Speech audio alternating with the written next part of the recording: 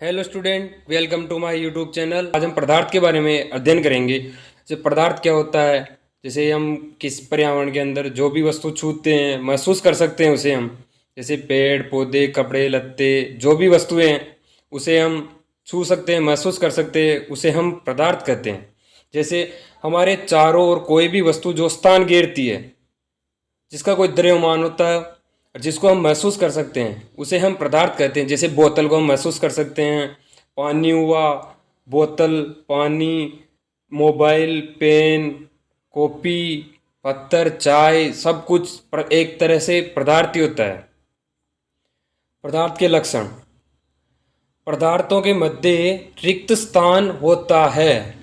पदार्थों के मध्य रिक्त स्थान होता है। जैसे कोई नमक, नमक मतलब जल के अंदर हम नमक घोल दें तो नमक ना पदार्थ के कणों के मध्य रिक्त स्थान होता है, उसी में ही जाके घुल घुल जाता है। तो वो उनके मध्य रिक्त स्थान उन्हीं में जाके घुलता है। पदार्थ छोटे छोटे कणों से मिलकर बना होता है। जैसे रेत, रेत को अपन ऊपर से नीचे गिराए तो छोटे छोटे कणों में नजर आते हैं, तो वो पदार्थ है रेत। तो वो छोटे छोटे कणों से मिलकर एक रेत बनती है पूरी। पदार्थ के कण गतिशील होते हैं। जैसे अगरबत्ती, अगरबत्ती को मतलब जलाते हैं तो उनसे धुआं निकलता है, तो उनके पदार्थ एक, तो वो भी एक पदार्थ है जिसको महसूस कर सकते हैं, छू सकते हैं, महसूस कर सकते हैं उसको, भाई हाँ ये धुआं है। तो अगरबत्ती हो गया। पदार्थ के कण घुलनशील होते हैं। जैसे हम चाय बनाए, कॉफ़ी बनाए, वो पदार्थ के कण घुलनशील घुलनशील हो गए। पदार्थ के कण एक दूसरे को आकर्षित करते हैं। जैसे चुंबक, वो एक दूसरे को आकर्षित करती है। पदार्थ की तीन अवस्थाएं होती है, ठोस, द्रव और गैस।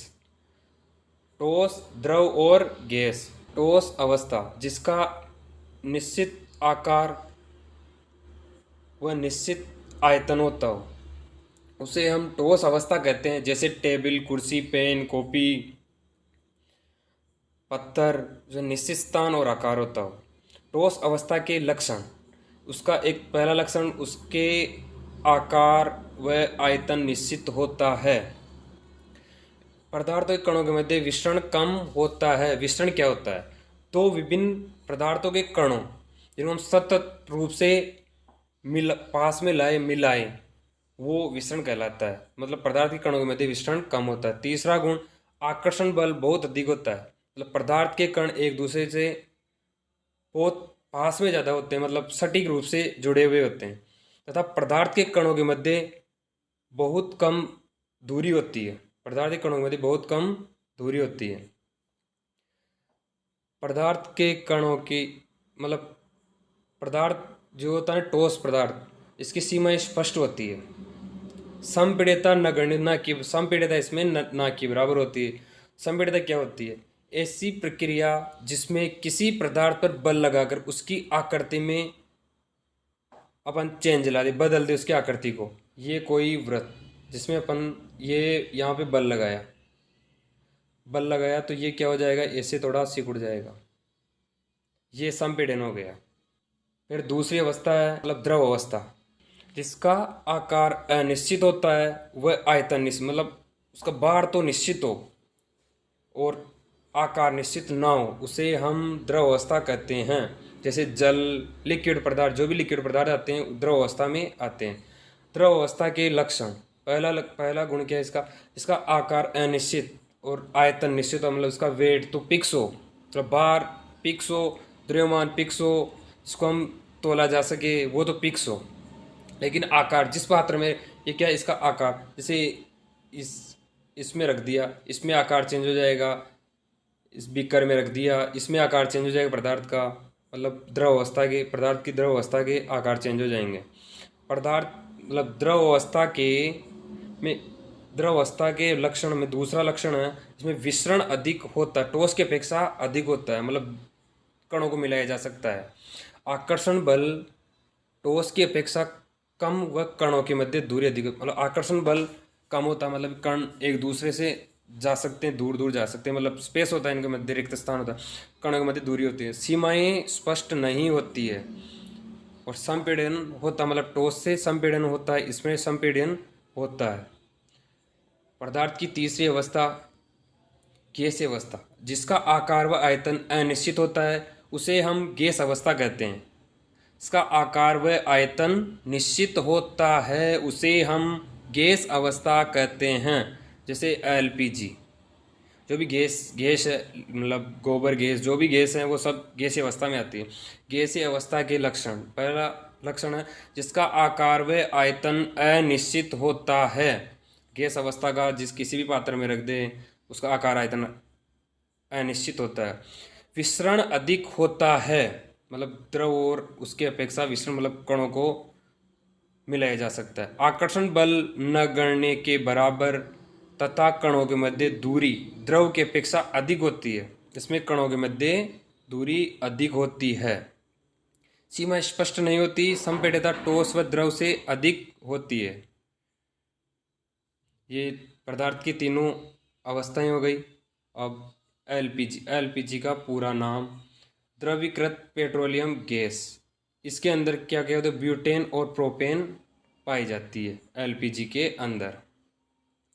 ताप के पैमाने केल्विन 273.15 केल्विन से 375.15 केल्विन इसका ताप का पैमाना होता है केल्विन में। सेंटीग्रेड में 0 से 100 सेंटीग्रेड, फ़ारेनहाइट में 32 फ़ारेनहाइट से 212 फ़ारेनहाइट। सेंटीग्रेड को केल्विन में चेंज करने के लिए क्या होता है, सेंटीग्रेड प्लस 273 उसमें ऐड कर दिए सेंटीग्रेड में, वो केल्विन में चेंज हो जाएगा। और केल्विन में से 273 घटा दिए सेंटीग्रेड में चेंज हो जाएगा। क्वथनांक क्या होता है? क्वथनांक वायुमंडलीय दाब पर कोई द्रव उबलने लग जाए उसे हम क्वथनांक कहते हैं। वायुमंडलीय दाब जिस पर कोई द्रव उबलने लग जाए उसे हम क्वथनांक कहते हैं। वाष्पीकरण, क्वथनांक से कम ताप पर द्रव के कणों का वाष्प में बदलना वाष्पीकरण कहलाता है। गलना, किसी पदार्थ का ठोस से द्रव अवस्था में बदलना, किसी पदार्थ का ठोस अवस्था से द्रव अवस्था में बदलना उसका गलनांक कहलाता है। अर्थात एक निश्चित ताप पर होते हैं, जैसे बर्फ का पिघलना, ये सब गलनांक। वाष्पन भी गुप्त ऊष्मा, 1 किलोग्राम ठोस को उसके गलनांक पर द्रव में बदलने के लिए जितनी उसमें ऊर्जा की आवश्यकता होती है उसे हम गुप्त ऊष्मा या संलग्न की प्रसुप्त अवस्था कहते हैं। 1 किलोग्राम ठोस को गलाने पर गलाने पर उसके द्रव में गलाने पर जो एनर्जी आवश्यकता होती है, हमें जितनी ऊर्जा की आवश्यकता होती है उसे हम वाष्पन की गुप्त ऊष्मा कहते हैं। और इसे ही हम संलग्न की प्रसुप्त अवस्था कहते हैं। वाष्पीकरण के कारण शीतलता, मतलब हमें शीतलता, वाष्पीकरण मतलब जल का अवशोषण होने के पश्चात हमें शीतलता अनुभव होती है। जैसे वाष्पन के दौरान हुई ऊर्जा की हानि को पुनः प्राप्त करने के कारण द्रव के कण आसपास से ऊर्जा का अवशोषण करते हैं, जिसके कारण हमें शीतलता का अनुभव होता है।